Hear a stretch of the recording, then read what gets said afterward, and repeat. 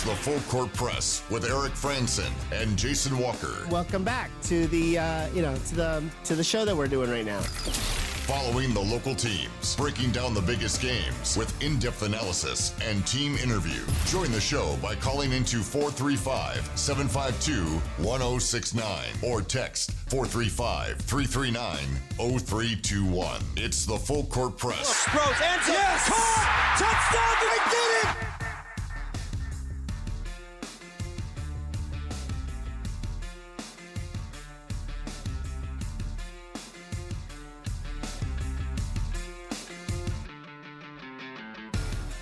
Good afternoon, everybody. Welcome on in. It's another edition of the Full Court Press. I'm Eric Frandsen. He's Jason Walker. And we love to have you along for the ride here on 106.9 FM, 1390 AM, streaming on 1069thefan.com and on the 1069 The Fan mobile app. And if you missed any episode previously, you want to go back and listen to it again, it's available on our podcast feed, on our website, and our app, and wherever you subscribe to podcasts. Had a lot of fun giving away two pairs of tickets for Utah State men's basketball tonight as they take on Nevada. The game is sold out. And I think this is the fifth game this season that's been sold out. Yeah, I believe I think Cam Walker said something about it online, his social media. So the Aggies are sold out. We're sold out here too. We gave away the tickets we had. So hopefully you've got your seats, or maybe you've got a spot on the couch where you can snuggle up and watch the Aggies play. It'll be on CBS Sports Network. There's details on CashValleyDaily.com. A quick primer, stats preview, all different things. If you like being a numbers guy like me, I've about thrown as many numbers and keys to the game as I can, including computer predictions and whatnot. So a bunch of fun little things there to get you prepared for the game. Obviously, first hour, we previewed the game. First hour, did you say it was up? It's up. It's been published. It's up, so you can go back, review that preview. And, of course, in about 2 hours, we'll have KVNU Aggie pregame. John Stockton Jukes. Wow. Great insights. Yeah. Pretty good insights there. Ask him about vaccines, too. Stockton Jukes and JD Walker, they'll both be previewing the game, and then obviously be able to hear the game on KVNU if you can't catch it on TV.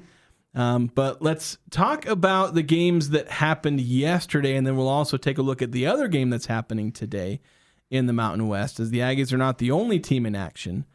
We have another game that'll start in about an hour.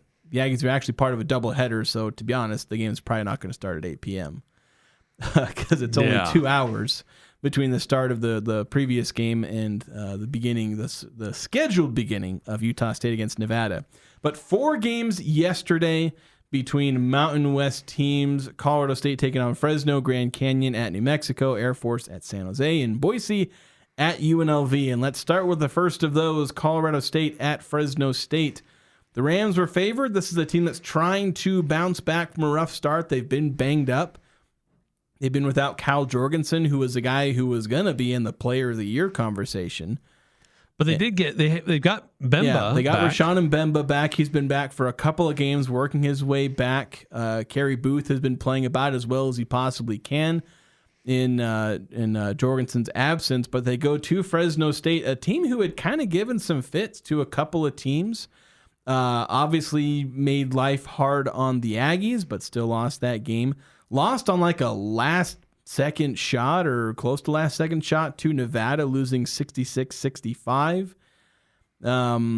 So they had moments where they gave some team fits, but then they also got blown out by San Diego State. But going up against Colorado State, and they're at home, they managed to get themselves a victory, 79-69. This wasn't really that close down the stretch.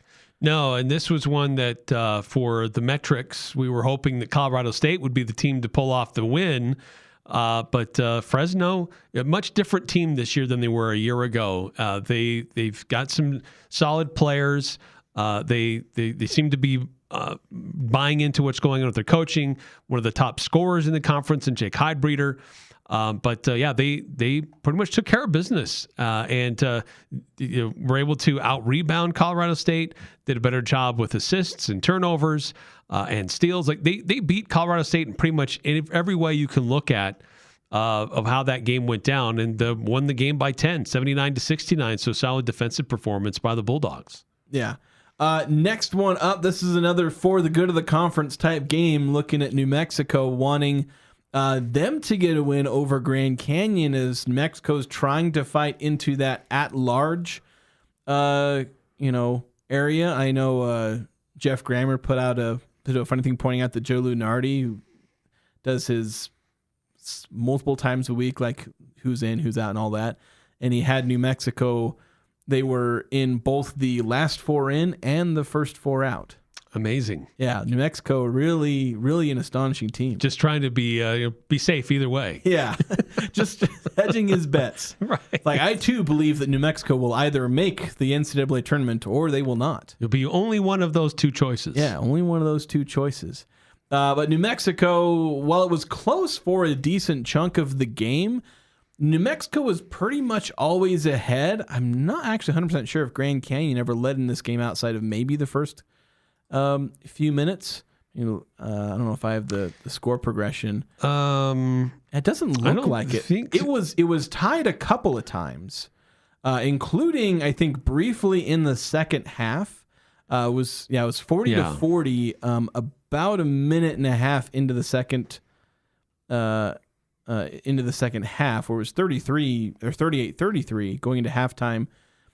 Grand Canyon ties it, but then New Mexico gradually and then suddenly took control of that game, just wore down Grand Canyon, ended up winning the game by 23 points in the pit, 87-64. Jake Hall having another good game. He's becoming not just one of the best freshmen, but certainly one of the better players in the Mountain West, at least scoring-wise, really leading this team. Better call Hall.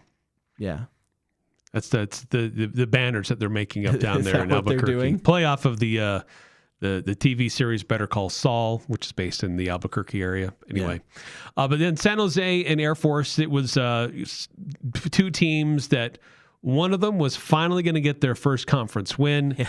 Just happened to be San Jose, the Spartans, who got that honor, beating Air Force 70-62. That game was in San Jose. Somebody had to win. Somebody had to lose. And Air Force is just the worst team of the two. Yeah, maybe the biggest indictment on San Jose, and this is that they allowed Air Force to score 41 points in the second half. They scored 43. I know they did, and they were up 27-21 at half. But like, I'll tell you, I didn't watch a single second of that game, and I never planned to. And I'm sorry. Yeah, having to watch those not teams much when defense. Having to watch those teams when the Aggies play them is one thing. Of course, San Jose actually played pretty decently against the Aggies for one half. But yeah, that was the pillow fight of the night, and it ended up being the closest. Well, actually, not the closest. No, yeah, there was another game. The game of the night was in Las Vegas, Boise State and UNLV, and we were talking yesterday that for the metrics for Utah State, it would be better if Boise State were to go on the road and win this game because they were on the fringe there of being a quad one win for Utah State. Win probably. It helps them get back into that territory. Yeah, like a dominant win probably would have put Boise State back into quad one territory. And so they need to be at 75 or better. Yeah, and they were in like the low 80s, I think. I think they were 79 or something like that before the game. Yeah, a dominant win probably bumps them up 4 or 5 spots. They get to quad one. A really close one, maybe not. But in the end, for the good of the conference, did not prevail. As whatever the heck that Boise State team is didn't show up, at least to win. These two teams basically had a mid-off. Yeah. This wasn't a title bout. This wasn't a pillow fight. This was two mid-teams trying to not win the game seemingly. Where, I don't know. As a casual observer, this was an exciting game. It was back and forth. Like both teams neither team could separate. It was... Neither team could really stop the other. They kept stopping themselves. That was the weird thing is they kept stopping themselves. Although UNLV ultimately was making I think the thing about this game is UNLV kept making plays, and then they'd let Boise State in. And then Boise State then wouldn't take advantage of the gift UNLV gave them. Right, because in the second half, there were some moments where UNLV got up by 5, and then Boise State comes back into it. And then there was a moment later on where Boise State, with only a couple minutes to go, the Broncos are up by 4, but they couldn't secure anything, and they let UNLV back into it. Then it looks like UNLV probably has it done, but then they don't foul, allow Boise State to get a shot off, and Boise State hits a 3-pointer with 0.2 seconds left to send the game into overtime, rather than to foul shortly after the inbounds and force 2 free throws.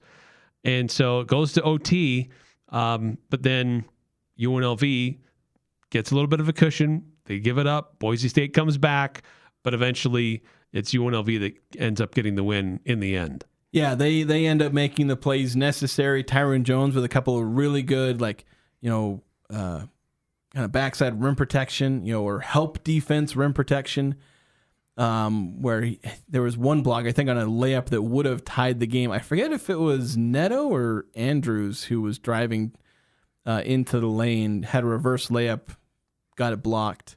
I think it would have tied the game at 87. And it ends up, UNLV ends up winning 89-85 in overtime. So, yeah. Boise State had 2 players play more than 23 minutes each, and neither one of them scored. Yeah, that's just... How does that happen? Yeah, well, it's their guard play. These aren't scrubs. These are guys that are supposed to play, decent minutes and be big contributors. They have guys that have size. A lot of them have good defense, or at least... Earlier this season, we're showing good defense. I did not really see any good defense out of the Broncos in this game. So most of the time I've watched the Broncos, they've not played good defense, because I watched them against San Diego State, Utah State, and UNLV. Every other game, they rank top 20 in defensive efficiency, but the 3 times I've watched them, they suck on defense. I'm going to get messages from Boise State fans tell me to stop watching the Broncos because they don't. It's Jason's fault. I think they are also 0-3 in every full game of theirs, or mostly full game that I've watched. I didn't get to watch the first half of the Boise San Diego State game. Still got about a full game's worth of basketball out of it, though, watching the second half plus all the overtimes. But yeah, the Broncos just absolute collapse. And they're going through it, and basically at this point the season is get through it and see what you can salvage from it. There's going to be a bunch of people calling for Leon Rice. I don't really think that's justified. No, that's premature. The dude's had one down year out of the last how many where he's constantly having this team at 20 wins. They're not going to win 20 games this year, most likely. They might come close, but it's going to be a lot like Nevada last year, where Nevada was a pretty mid team, and you don't just fire your head coach because he had an off year. Let him run it back. Steve Alford's turned things around for Nevada. They're back up toward the top of the conference, and you imagine that Leon Rice will be able to do the same thing. And again, I just caution Boise fans, be careful what you wish for.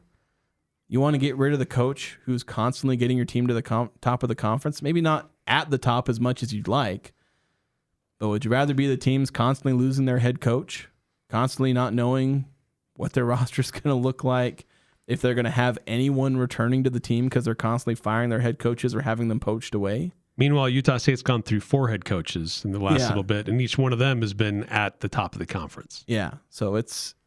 I know for Utah State it keeps happening for them, but I don't know. Utah State's different from Boise State. They have a better basketball program. They do. They've got a better basketball culture. Yeah. Leon Rice elevates that Boise State program. You get rid of him, trust me, you're going to be a lot more like Fresno State's been than doing what New Mexico does, where they go through a whole new team. Well, they're almost as good as they were last year, maybe as good in some cases.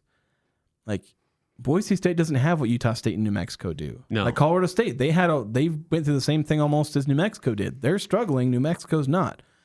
Which one has the better basketball program? New Mexico does. And so that's how New Mexico is able to replicate a lot of what Utah State has been able to do the last few years. Because Utah State and New Mexico both have very stable, very elite basketball programs. And obviously home court advantage really helps. We both have that massive advantage. So one other game on the schedule tonight besides the Aggies, Utah State is the later game on CBS Sports Network. But there is one other game on the docket, and it's one worth paying attention to. It's San Diego State at Wyoming. Vegas line has this as 1.5 points for the Aztecs. Wyoming is an improving team. Wyoming is undefeated in conference play, but they don't look like they're really that dominant. Means the Aztecs? Aztecs are undefeated. Sorry. Wyoming is 2-3. I did see something earlier this week that made me smile. Sundance Wicks, the Wyoming swim team showed up to one of their home games, and they just stripped down to their swimming trunks, basically. The basketball team showed up to the swim meet. Well, the swimming players showed up to a basketball game. They went to a basketball game? Yes, and they're all just in their swim trunks, and they're, cheering on whatever, trying to be a distraction. So in return, earlier this week, the basketball team goes to the pool, and Sundance Wicks jumps into the pool and gets his basketball players to go off the diving board, and he's showing encouragement for the swim team and asking them to come and support his basketball team. Kind of a fun social media moment that they did.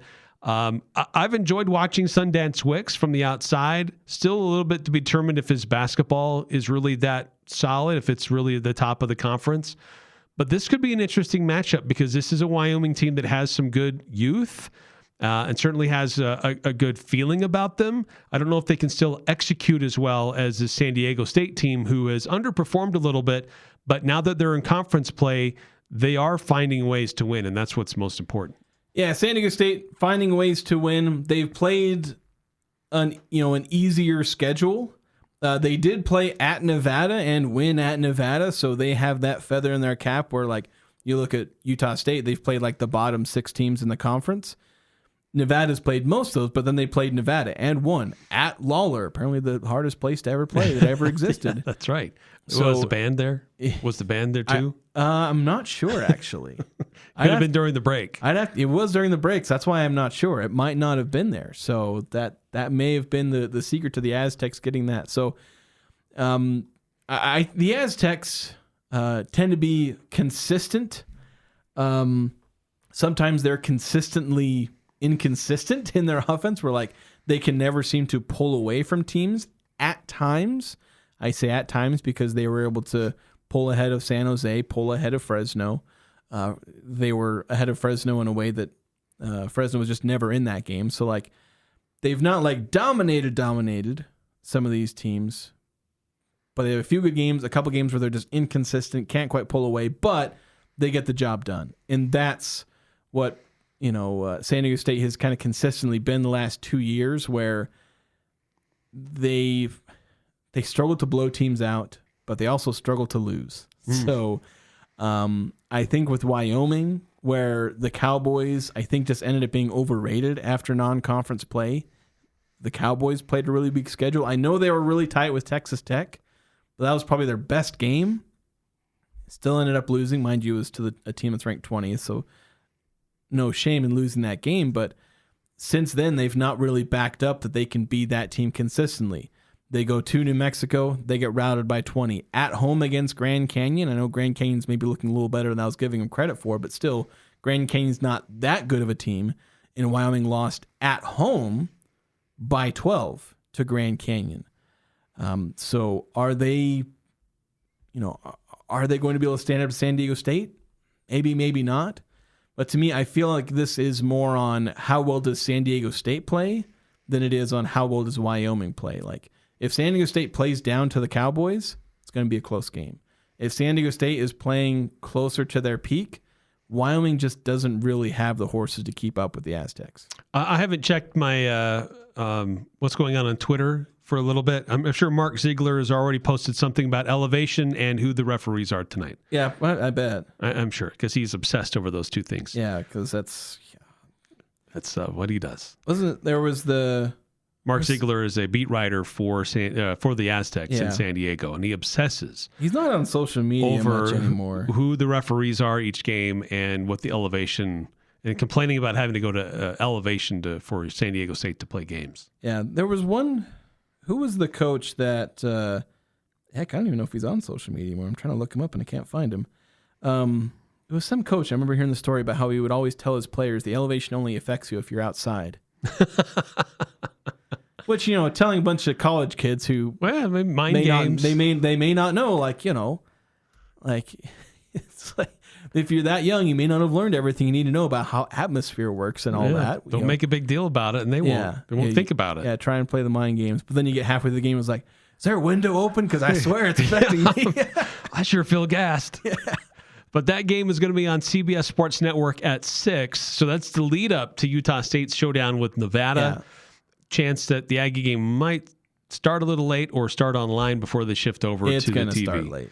But just be forewarned on that one. But big showdown for both. As for San Diego State to maintain their undefeated streak so far in the Mountain West, see if they can continue to climb the ranks in the net rankings and be in the at-large discussion, being able to win on the road against a top 100 team that will help them.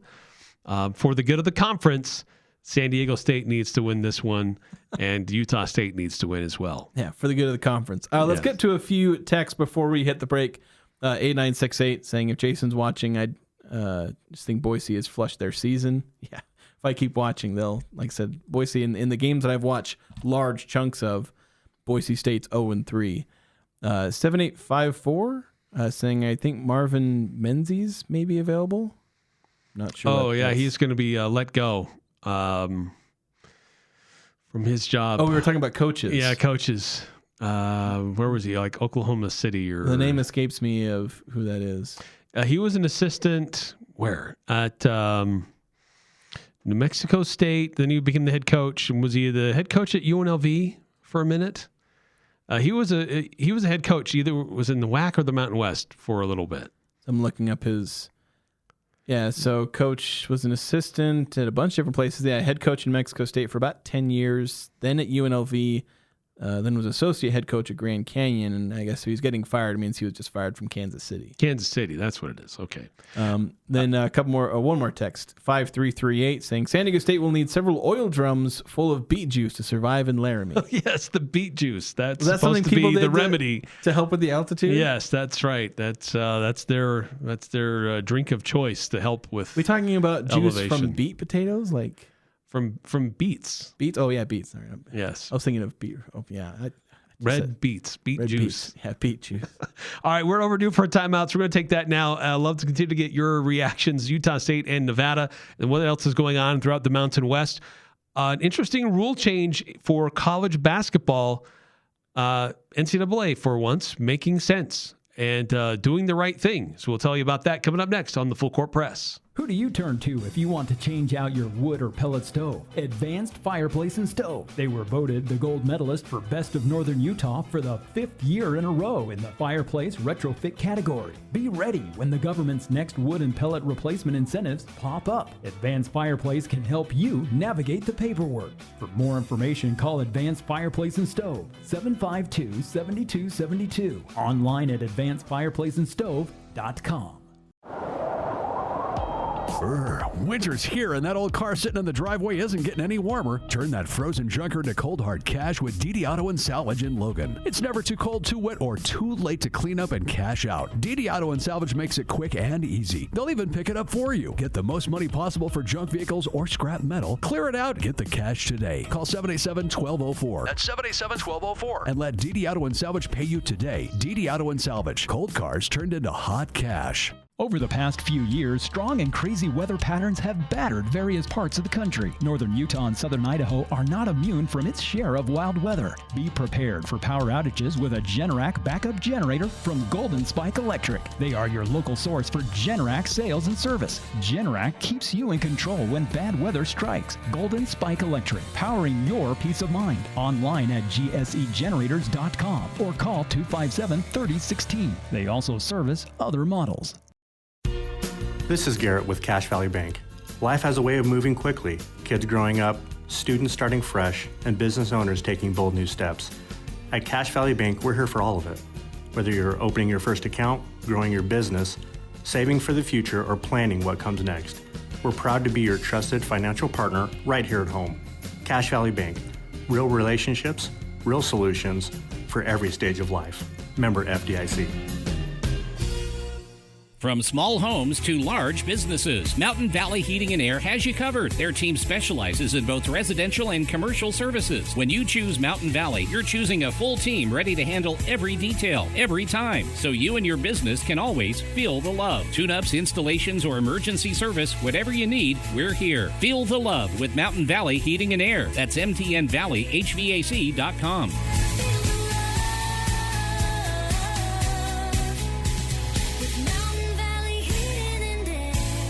There's no reason to wheeze and sneeze while around dogs and cats. The Allergy Clinic, located in the Three Peaks Medical Plaza in North Logan and Providence on Gateway Drive, has an aggressive treatment for dog and cat allergies. Get the help you need. Stop avoiding friends and relatives' homes just because of their pets. Independent physicians Blotter, Robinette, and Deere offer Cache Valley a full-time clinic to test and address your allergy concerns. Most insurance is accepted. Call 753-7880. That's 753-7880 for allergy testing today. It's the Full Court Press with Eric Frandsen and Jason Walker.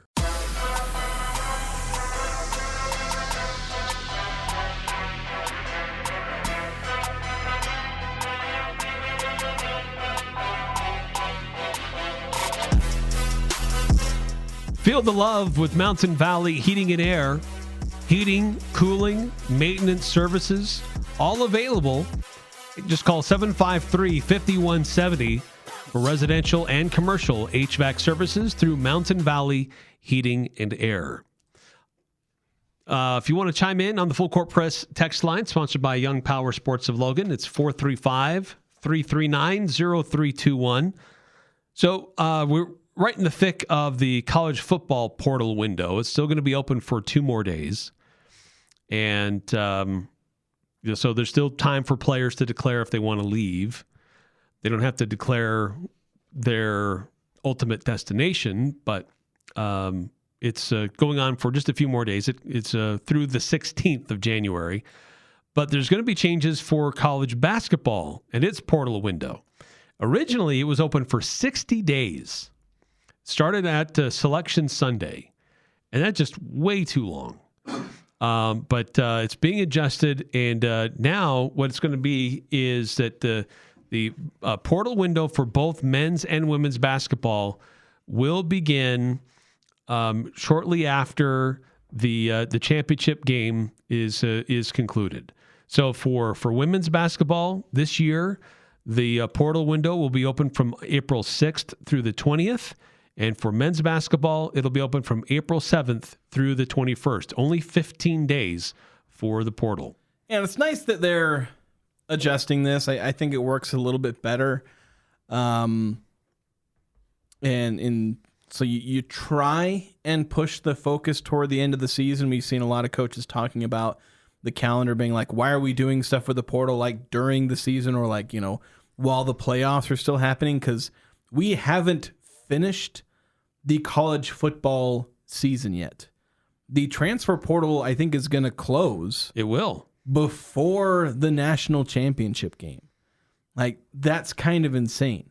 And I know that, there's only a handful of players that it's going to, force to choose, like, hey, am I going to stay on the potential national championship team or enter the portal? Like, that's kind of an awkward position to be in. But, and it's going to affect maybe like 20 people. But, like, still, there's still people. They're people you don't want to screw over. So the fact that you have players who might have to enter the portal early, while their season is still going, to protect their own interest or be there for their team. Like, those are people will prioritize both of those things, and they become incompatible with each other. You don't want to force people into that split. So it's good to push it toward the end of the season. But the one thought I had, Eric, so we've now seen college football, they pushed the portal to the one window, and they pushed it to January. I know it's not at the end of the season, but still, for all but basically the national championship teams, it's after their season. Yeah, for the most part, it's after their season. For basketball, it's going to be after everyone's season. Well, maybe the college basketball crown happens after the national championship, or does it begin during the tournament? I actually can't remember. I'm pretty sure it was after the tournament. I think it started after it. But, I don't remember. So I don't know. Maybe there's somebody still playing, but the tournaments that matter. Yeah, but it's also their choice to be in there. You can say no. So it's going to be after that, and so that's, I think, on its face is a nice move. But like, how much is it really going to impact the transfer portal? Because like what you've seen in college football is the portal didn't open until January 2nd or whatever. A bunch of people still entered their name or said they were declared their intentions. Yeah. Like probably half of the people who left or were leaving Utah State announced they were entering the portal before it even opened. I think you still had the majority and even a sizable majority enter in, when the portal opened officially. But like with college basketball, there's going to be a bunch of teams whose seasons are over before the NCAA tournament even starts, and a bunch who are out in the first or second round. There's going to be a bunch of players who are still saying, well, I'm entering the portal, and you still got all this tampering that's happening. Mm-hmm.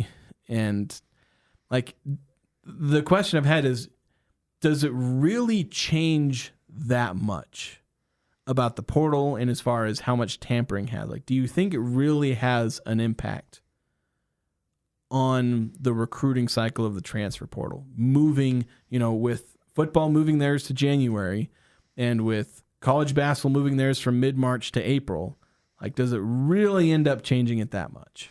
I think what helps is that it helps basketball staffs. And I think it does help young people too. Like, decide, like, where are you going to go? For a staff, like, can you imagine 60 days of evaluating, like, who's in the portal and getting them here, and if you want to have them on your team or not, and then they might still change their mind, and it's just a lot of uncertainty for 60 days in a portal window. That's just mind-boggling. You can't really move forward as a program until those 60 days have expired, not knowing if your roster is going to still be intact. So I think the biggest thing is it helps the evaluation. It helps players. If they're going to go, this is your time to decide if you're going to go or not. And if you're not, then the coaches know this is what they have to work with and what they have to work around. And so I think it's with the speed of communication anymore, how easy and accessible information is, it doesn't need to be a long, drawn-out, big, open-ended time period. It just makes it too confusing and too hard, I think, frankly, for all the work that would need to be done for the players to decide where they want to go, and for coaching staffs to do their evaluations and make their invites. Like, in 15 days, what do I have on my roster coming back or not? And what holes do I need to fill? And in those 15 days, I can see all the players are going to put their name in, and then I can start working from there. Yeah, and I think as I've thought of it, I think you've explained it pretty well. I think it also helps. I think you explained one where I hadn't quite thought about it as much, as just the staff's like having the window open for so long really hurts, and that allows them to kind of not have to worry about their roster leaving. There are a lot of players who might leave because they're worried about getting recruited over, but like there's still, the window's open long enough that like if there are a few early commits, because the earliest commits tend to be like the biggest targets. If players feel like they're being recruited over and they're going to, because the team brought in this really good player who's probably going to be a starter, there's still a little room for them to enter the portal if they feel like their opportunities are being squashed by new recruiting. So that gives them time to think about it, but not so much time that you have players entering the portal after like 3 weeks of coaches thinking they're going to have this guy on their roster, recruiting around that, and suddenly you lose that, and it's like, where am I going to find a player of that caliber? Right. Like the Aggies lost Josh Aduje pretty late in the portal. It's like, well, where are we going to find someone of that caliber? A guy who went on to, I think he either lead or was close to leading San Jose in scoring. He was a good player. It was hard to replace that. They kind of got lucky in finding Dexter Acano to replace Josh Aduje, but that was still a tough ask for Coach Calhoun to pull that off. So I think shortening it, and in the end, I guess it doesn't really shorten the portal window that much, because like you end up having that same length of a portal window, so to speak, because you have the end of the season until the start of the portal. You have all that time to think. You may not be able to officially enter the portal, but you can still think about it, and you have that time to consider it, and you're not penalized as much. Because there still is that want for players to get into the portal as soon as possible, and declaring your intentions to enter the portal. Like Coach Calhoun right now is scouting players he thinks are going to be in the portal. So if you definitively say you're going to be in the portal, that has coaches like Calhoun scouting you, focusing on you because they know you're going to be in the portal. Right. So there's still some of that pressure, but it'll be, I think, slightly lessened. So there's still an aspect of it doesn't change the portal that much because you're still going to have players pushing to get their names out in the portal, but I think it might dampen it a little bit while helping coaches, coaching staffs, and ultimately players, I think, a little bit. So it's certainly not a negative change. It's just there's parts of me that doubt, like, is it a game changer? Probably not. But you can pick out the positives of this move enough that it's a move that needs to be made. Well, it's just the short history of this portal window for basketball is which is funny. It's the third change since it was first introduced ahead of the 2022-23 academic year. It started out as a 60-day window, started on after Selection Sunday. Then it went to 45 days after Selection Sunday in 2023. It was shortened to 30 days starting after the second round of the tournaments back in this just October. And now it's been moved to just 15 days starting after the national championship. So I like that it also brings consistency. There are a lot of other sports that only have a 15-day window, and it happens mostly in the postseason or after the season is concluded. So let's just have some consistency across athletics, across the NCAA that makes sense. Yeah, I think it's nice that they're changing it. Like they're not throwing it out there and then just saying, "Oh, I don't care." They're actively trying to improve it, and that's the sign of a good organization.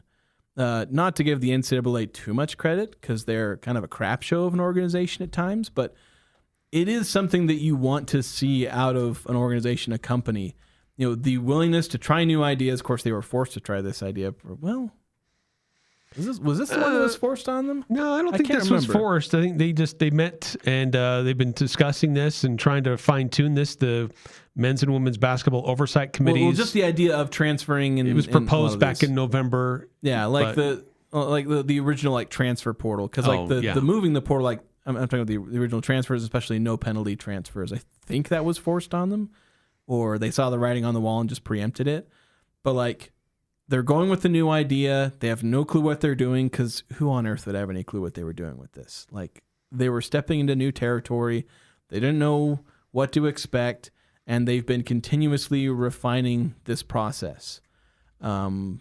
It's just something that you know, move fast and break things, I think is what the tech world does.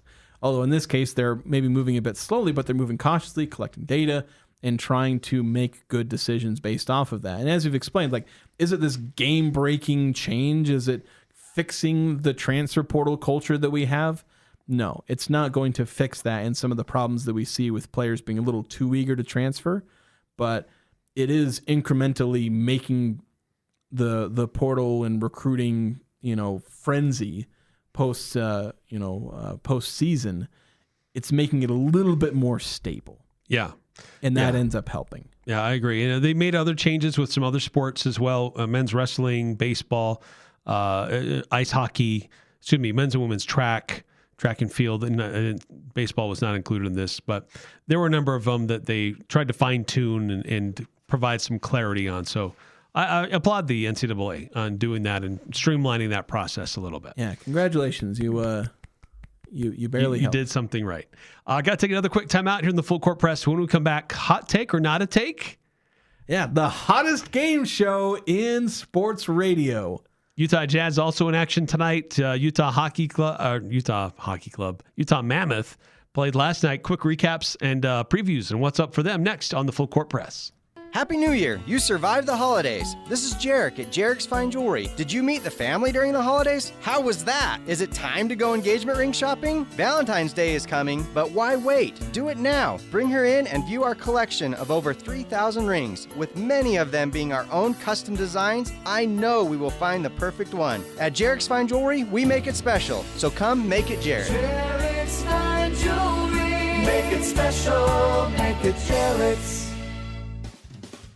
It's cold outside, but you can keep warm inside with a quality-built, super-efficient York furnace. Count on a furnace from York because it's backed by the strongest warranties available. Call Advanced Heating and Air Conditioning, your local York dealer, at 752-7272. Online at advancedheating-ac.com.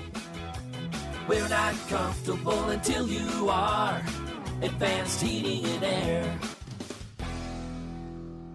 Les Olson IT is your source for top quality technology. We carry the latest desktop and laptop PCs in stock, configured to your specific needs, and backed by our award-winning support team. And if your business demands high-performance hardware, we offer custom-built computers that can tackle any task. We also offer great computer accessories like monitors, keyboards, speakers, Fujitsu document scanners, and more. Get a quote today. Les Olson IT. Snow and black ice are here to stay for a while. If your tires aren't ready, neither is your vehicle. At Express Auto and Tire, they work with all vehicles in all tire sizes, making winter traction and safety their top priority. Name brand tires are always less at Express Tire. As a Point S tire location, you're backed by a nationwide warranty. Get winter ready with no appointment needed. 3200 North Main. Express Tire. Tires for less. Where tires and service come together. It's ski season, Cache Valley. This is Mark at the Sportsman, where we mount bindings. If you need bindings mounted to your skis or snowboards, in most cases, we can do it in 48 hours or less. That's right, 48 hours or less. At the Sportsman, we can also tune, sharpen, wax, and repair your skis or board so they are ready for the season. Usually, we can get those done in 48 hours as well. For 73 years, we have been taking care of skis and boards only at the Sportsman on Main Street in downtown Logan with tons of parking in the back. This is Ryan at My Mattress. A few years ago, I saw this sign hanging in a gas station. It said price, quality, service. Pick 2 out of the 3. Now, it's funny, and I did laugh, but at My Mattress, we don't even want to do business unless we can do all 3. Price, quality, and service. We have a 90-day sleep guarantee, 90-day price guarantee, and we will answer the phone if you have a warranty concern. At My Mattress, we deliver, we have financing. We strive to be price, quality, and service every day. Isn't it time to sleep exceptionally? Only at My Mattress. The Aggies, Jazz, high schools,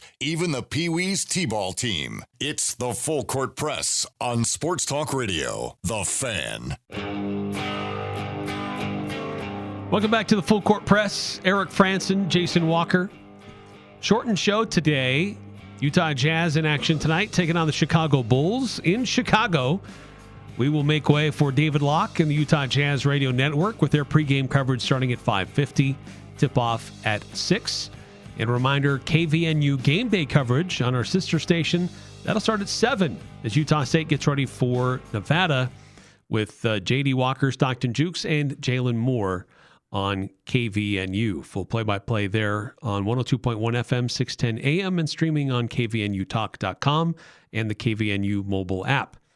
But it's time for the hottest game show on Sports Talk Radio. Hot take or not a take? Yep, so for those of you who aren't familiar with the rules, I peruse the web and find a take, a potential hot take, or sometimes I'll make one up. And I'll present it to Eric and see if he can figure out if it's a hot take or not a take. And then I just made it up. So, and if it's from, I don't just take some random. If it is someone, it has to be someone. This isn't just off of message boards. Yeah, this isn't your Facebook comments, message board geniuses. This is someone who's going to have at least some following, be it social media following, a podcast, or even traditional radio, TV. So I found in, we talk about non-traditional, this is a podcaster on YouTube, said that Jordan Love, as the Packers lost 31-27 in the wild card game, blew a, I think, 21-3 lead at halftime. He said Jordan Love proved that he is, quote, not ready to be a Super Bowl caliber quarterback after choking away that game to the Bears. That was not his fault. He was dealing. They may not be watching the same game. So I'm going to say that's not a take. That is indeed not a take. I made that up. I tried seeing if somebody said it, but I couldn't find anybody to say that. Sounds like maybe something that could be said of the head coach, but maybe not quite Jordan Love. Yeah, not Jordan Love. He threw for 361 yards, a couple of touchdowns. Had an 11-yard run in there. QBR of 80.3.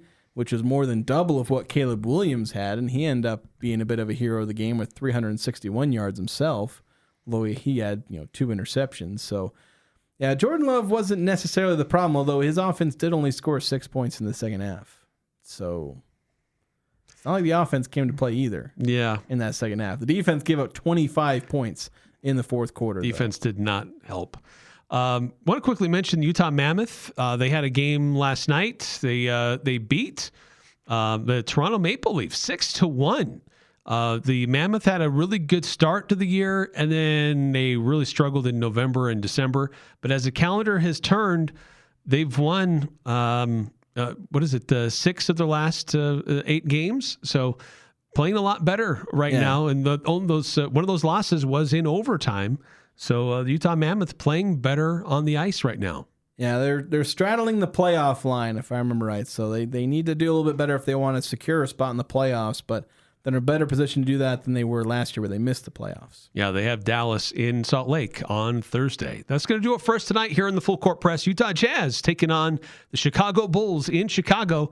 Coming up next here on 106.9 FM, 1390 AM, The Fan, and a lot of different high school games on our family radio stations and CashValleyDaily.com. This is Taylor Hendricks, and you're listening to Utah Jazz basketball on Sports Talk Radio, 106.9 FM, 1390 AM, The Fan. What I know about courage, I learned from my adoptive mom. She said